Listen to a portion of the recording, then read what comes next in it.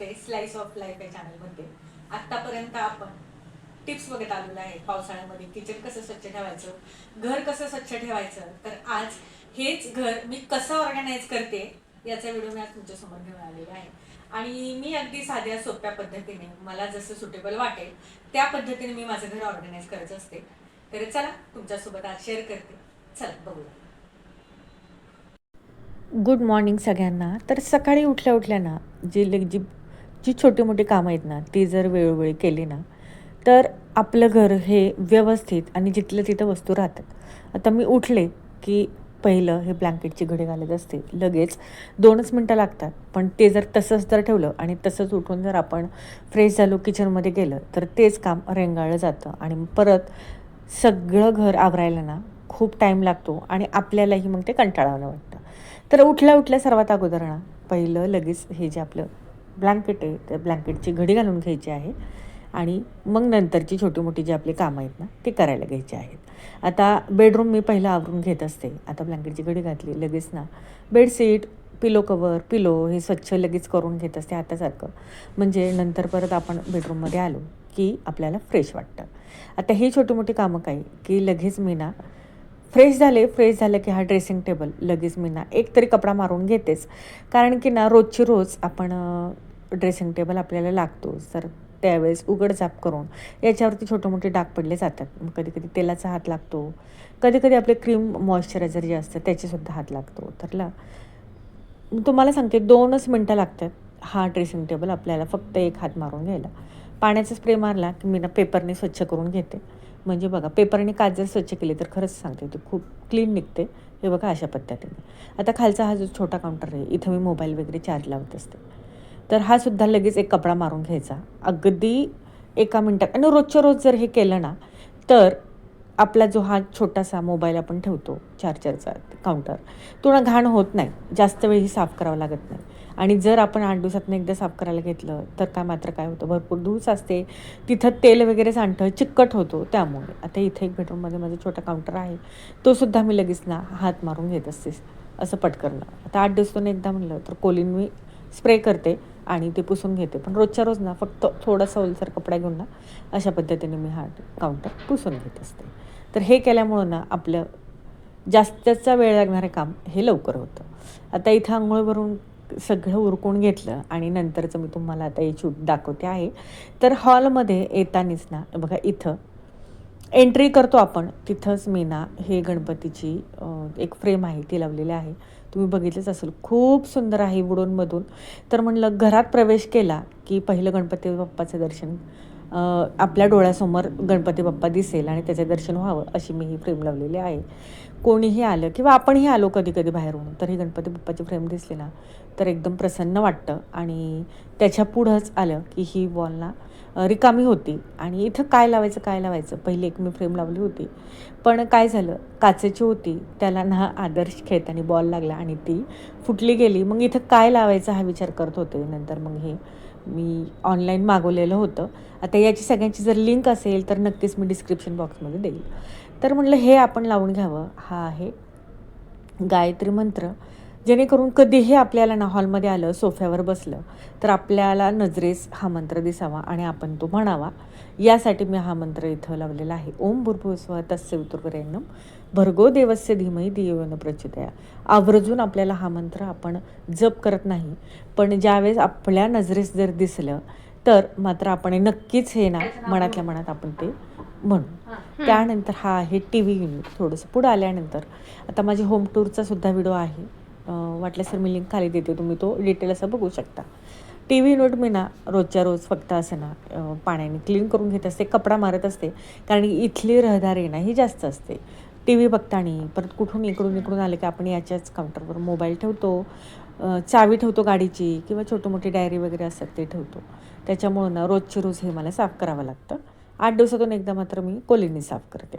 आता हे आहे ट्रॉफी, ती ना मी इथंच ठेवलेली आहे. आता ही ट्रॉफी ना माझ्या बाळाला मिळालेली आहे. बाळ माझा स्पोर्ट्स खेळतो आणि जे माझे रेग्युलर व्हिडिओ बघत असतील त्यांना माहीतच असेल. तर ही ट्रॉफी मिळालेली होती आणि लिटरली सरांनीच त्याला सांगितलं की तू ही घरी घेऊन जाऊ शकतो. कारण की त्याने त्या खेळामध्ये जास्त एफर्ट दिलेला होता त्यामुळं.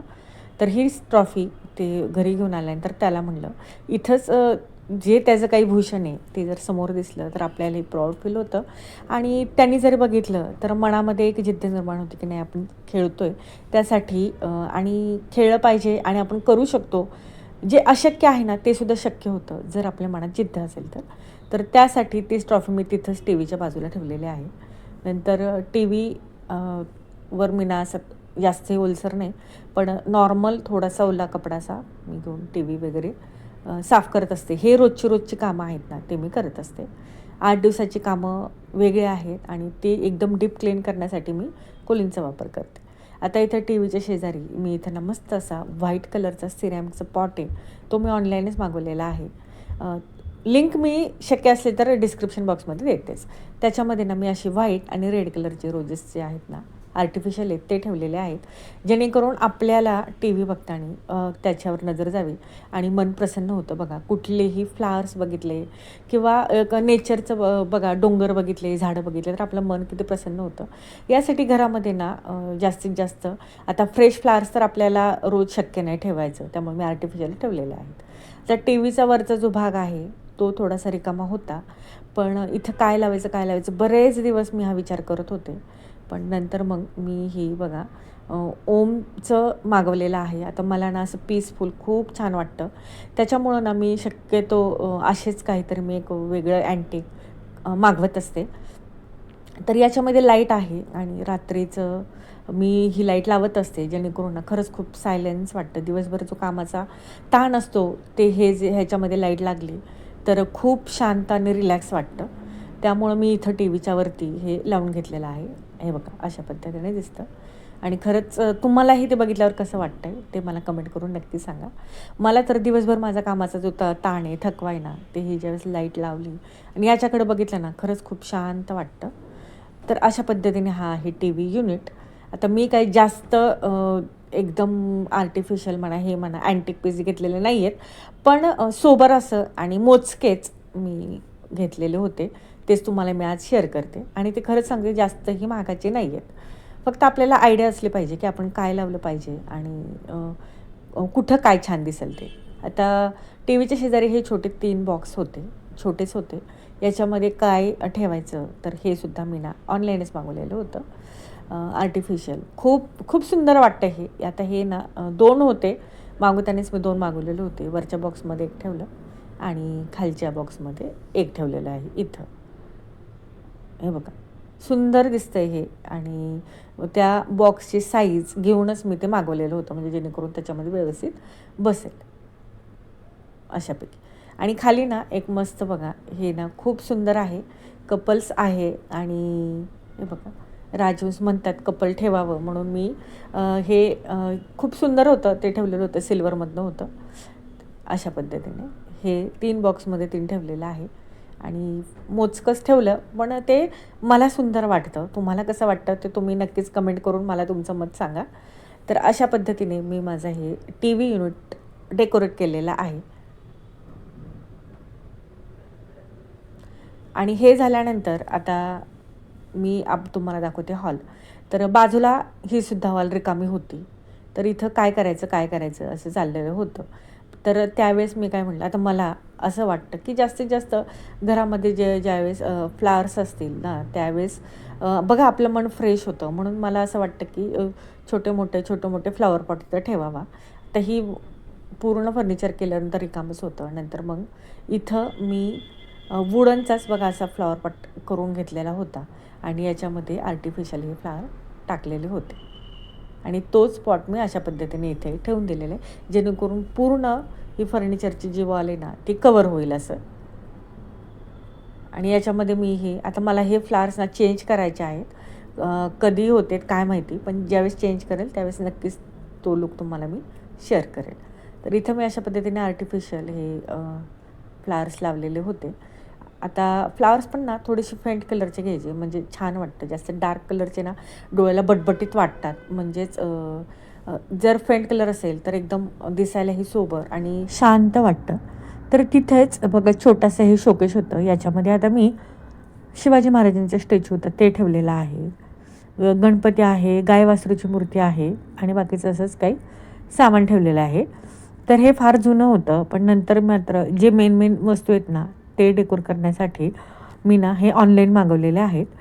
आता अशा पद्धतीने हे माझं मी टी व्ही युनिट ऑर्गनाईज केलेलं आहे. आता सोफा आणि हा मध्ये ठेवलेला टिपू आहे.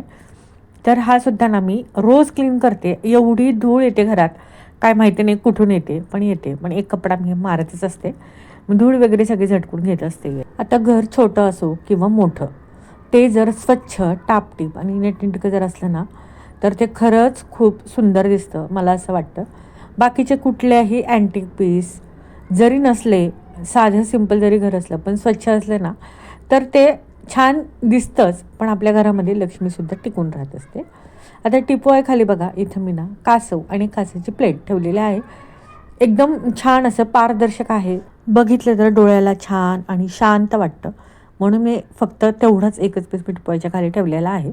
आता हा जो बाजूला न्यूजपेपर दिसतो ना, तर तो जर कालचा असेल, तर आजचा पेपर आला की हा पेपर मी ना लगेच असं माझं सोफ्याच्या खाली स्टोरेज केलेलं आहे. फक्त न्यूजपेपर मी इथं टाकण्यासाठी इथं लगेच ठेवून देते. म्हणजे राडा, पसारा काही होत नाही आणि घर आपलं ना मग वेळोवेळी ही जर कामं केली ना, तर घर खरंच सांगते खूप छान आणि टापटीप राहतं.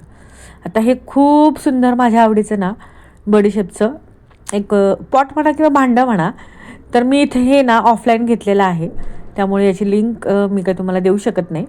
तर खूप सुंदर होते बघा, 2 हे काचेचे आणि वुडनचा ट्रे होता. त्यामुळं मला एवढं आवडलं होतं. थोडी प्राईज ही याची जास्तच आहे बरं का.